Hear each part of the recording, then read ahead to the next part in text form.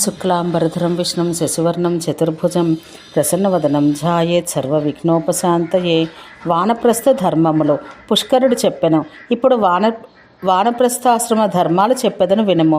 జటలు ధరించుట, అగ్నిహోత్రం చేయుట, నేలపై పడుకొనుట, మృగాజనం ధరించుట, వనములో నివసించుట, పాలు దుంపలు అడవి ధాన్యము ఫలములు ఆహారంగా గొనుట, ప్రతిగ్రహం నుండి విరమించుట, త్రిశవన స్నానం, బ్రహ్మచర్యం, దేవాతిథి పూజ, ఇది వానప్రస్థముని ధర్మములు. పౌత్రుడు జనించిన వెంటనే గృహస్థుడు అరణ్యానికి పోవాలి. అచట ఒంటరిగా కానీ భార్యా సమేతుడుగా కానీ ఆయుర్దాయమందలి 3వ వంతు గడపాలి.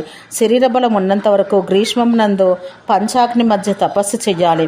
వర్షాకాలమందు ఆరుబయట, హేమంతం నందు తడిబట్టలు ధరించి ఉగ్రమైన తపస్సు చెయ్యాలి. వెనుకకు మరలక అవక్ర గతి అయి ముందుకే పోవాలి. అంటే మరల గృహస్థాశ్రమానికి రాకుండా సన్యాసాశ్రమంనే గ్రహించుటకై ప్రయత్నించాలి. యతిధర్మ నిరూపణం పుష్కరుడు పలికెను. జ్ఞాన మోక్షాది ప్రదర్శకమగు యతిధర్మం చెప్పెదను. ఆయుర్దాయంలోని 4వ భాగంలోనికి రాగానే సన్యసించాలి. ధీరుడు ఏ రోజున వైరాగ్యం కలుగునో ఆ రోజునే సన్యసించాలి. సర్వవేద సదక్షిణమగు ప్రత్యేష్టి నిర్వర్తించి అగ్నులను తనలోనే ఆరోపించుకుని బ్రాహ్మణుడు గృహం నుండి నిష్క్రమించాలి. ఒంటరిగానే సంచరించాలి. అన్నం కొరకు మాత్రం గ్రామంలోకి ప్రవేశించాలి. సన్యాసి ఏది వచ్చినా ఉపేక్షాబుద్ధితో చూస్తూ ధనాధికం కూడబెట్టక జ్ఞాన సమన్వితుడై ఉండాలి. చేత కపాలము, వృక్షముల నివాసము, మానసి వస్త్రము, ఏకాకిత్వము, సర్వసమదృష్టి ఇవి ముక్తుని లక్షణాలు. మరణాన్ని అభినందించకూడదు, జీవనాన్ని కూడా అభినందించకూడదు. భృత్యుడు ప్రభాజ్ఞకై ఎదురు చూస్తున్నట్టు కాలానికై ఎదురు చూస్తూ ఉండాలి. కింద చూసుకుని అడుగు పెట్టాలి. వస్త్రంతో వడబోసిన నీరు త్రాగాలి. సత్యం చే పవిత్రమైన మాటలే పలకాలి. మనసు చేత పవిత్రమైన దాన్ని ఆచరించాలి. ఆనపకాయ బుర్ర, దారుపాత్ర, మట్టి పాత్ర, వెదురు పాత్ర ఇవి సన్యాసికి విధించబడినవి. యతీశ్వరుడు ఎల్లప్పుడూ గ్రామంలోని ఇండ్లలో ధూమము శాంతించిన పిమ్మటను, రోకళ్ళు ఆగిపోయినప్పుడు నిప్పులు ఆర్పివేయబడిన పిమ్మట, జనులందరూ భోజనం చేసిన పిమ్మట, పాత్రలు కడిగివేసిన పిమ్మట భిక్షకు బయలుదేరాలి. మాధుకరము అనేక గృహాల నుండి కొంచెం కొంచెం సంగ్రహించబడినది. అసంక్లప్తం ముందుగా అనుకొని తయారు చేయబడినది. ప్రాక్ ప్రణీతం ముందుగా తయారు చేయబడినది. అయాచితం అడగగానే లభించినది. తాత్కాలికోపపన్నము అప్పటికప్పుడు లభించినది అని భైక్ష్యం 5 విధములు. హస్తములే పాత్రగా ఉపయోగించాలి, లేదా మరొక పాత్ర నుండి హస్తపాత్రలోకి తీసుకోవాలి. కర్మదోషముల వల్ల ప్రాణులు ఏ విధములు బాధపడుతున్నారో గమనించాలి. ఏ ఆశ్రమంలో ఉన్నా మానవుడు పరిశుద్ధ చిత్తంతో ధర్మాచరణ చెయ్యాలి. అన్ని భూతములందును సమదృష్టి చూపాలి. అంతేకాని ఆశ్రమలింగాలను ధరించినంత మాత్రాన ప్రయోజనం లేదు. కతక వృక్షఫలం అంటే ఇందుపకాయ నీటిలోని బురదను తొలగించి దాన్ని నిర్మలం చేయనన్న మాట నిజమే. కానీ దాని పేరు చెప్పినంత మాత్రాన నీరు ప్రసన్నం కాదు కదా. అజ్ఞానవశం చే సంసారంలో చిక్కుకున్న ద్విజుడు కుంటివాడైనా, గుడ్డివాడైనా, చెవిటివాడైనా, కుటిలత్వం లేని సన్యాసి అయితే సత్కర్మల నుండి అసత్కర్మల నుండి విముక్తుడగును. సన్యాసి పగటియందు రాత్రియందు తనచే చంపబడిన ప్రాణుల విశుద్ధికై స్నానం చేసి 6 ప్రాణాయామములు చెయ్యాలి. ఎముకలనే స్తంభములు గలదియు, నాడులతో కూడినది, మాంస శోణితములచే పూయబడినది, చర్మంచే కప్పబడినది, మూత్ర పురుష దుర్గంధంతో నిండినది, జరాశోకములతో కూడినది, అనిత్యమును జీవునికి నివాసముగా ఈ శరీరం త్యజించాలి. స్థైర్యము, ఓర్పు, మనోనిగ్రహము, పరధనాపహరం చేయకుండుట, ఇంద్రియ నిగ్రహం, సిగ్గు, జ్ఞానం, సత్యం, అక్రోధం ఈ 10 ధర్మలక్షణాలు. కుటీచకుడు, బహూదకుడు, హంస, పరమహంస అని సన్యాసులు 4 విధాలు. వీరిలో ఉత్తరోత్తడు ఉత్తముడు.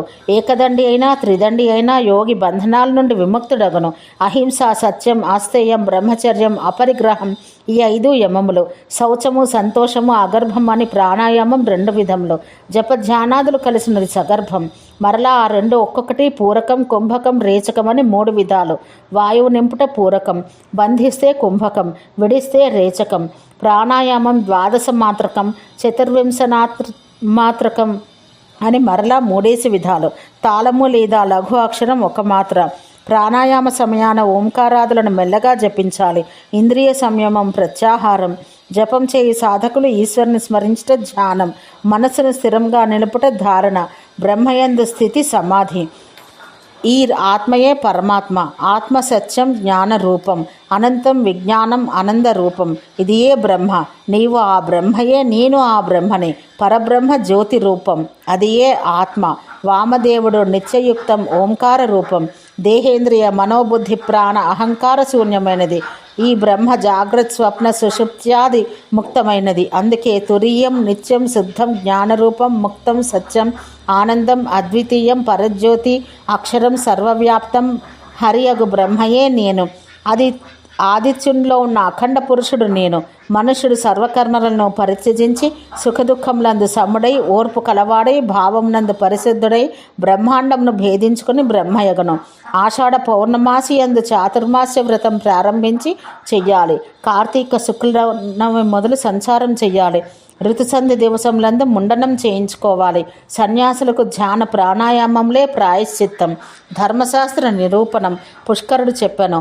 మనవు విష్ణువు యాజ్ఞవల్క్యుడు హారీతుడు అత్రి యముడు అంగీరసుడు వశిష్ఠుడు దక్షుడు సంవర్తుడు సాతాతపుడు పరాశరుడు ఆపస్తంభుడు ఉసనస్సు వ్యాసుడు కాచేయుడు బృహస్పతి గౌతముడు శంఖలిఖితులు వీరు చెప్పిన విధంగా భుక్తిముక్తిప్రదమగు ధర్మం ప్రవృత్తం, జ్ఞానపూర్వకమగు కర్మ నివృత్తం.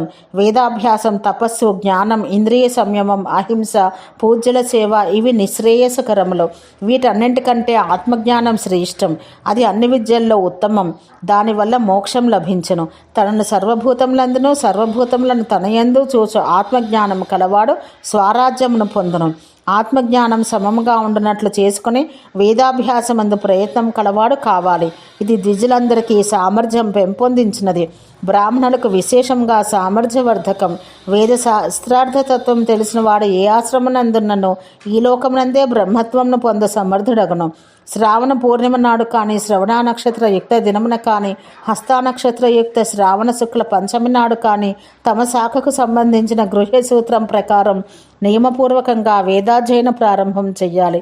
పౌష్యమాసాన రోహిణి నక్షత్రమందు కానీ అష్టక తిథి అందు కానీ నగరము లేదా గ్రామం వెలుపల జల సమీపాన వేదాధ్యయనోత్సర్గం చెయ్యాలి.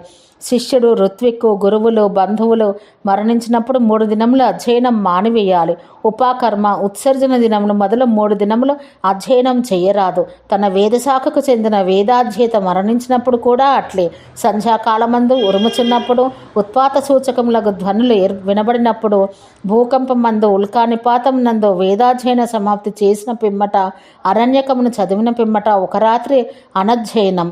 పూర్ణిమ చతుర్దశి అష్టమి రాహుగ్రహణం ఋతుసంధులు శ్రాద్ధాన భోజనం చేసినప్పుడు శ్రాద్ధదానం పట్టినప్పుడు ఒక దినం అనధ్యాయం.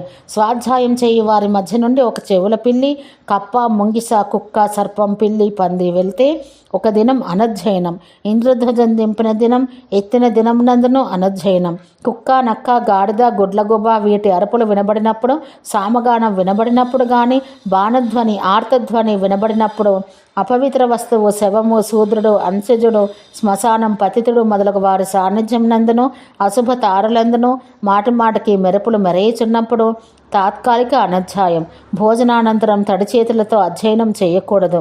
జలము లోపల అర్ధరాత్రం నందు దుమ్ము పడుచున్నప్పుడు పెనుగాళ్ళు వీచున్నప్పుడు దిగ్దాహ సమయమందు సంజలందు మంచు వర్షించుచున్నప్పుడు భయ సమయంలందు అధ్యయనం చేయరాదు.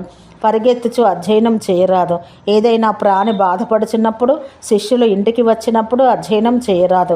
గాడిద ఒంటె రథము మొదలగు వాహనంలు ఎక్కినప్పుడు ఏనుగు గుర్రం నావ వృక్షం మొదలైన వాటిని ఎక్కినప్పుడు మరుభూమి యందు అధ్యయనం చేయరాదు. ఈ 35 తాత్కాలిక అనధ్యయన కాలములు. ఓం శాంతి శాంతి శాంతి.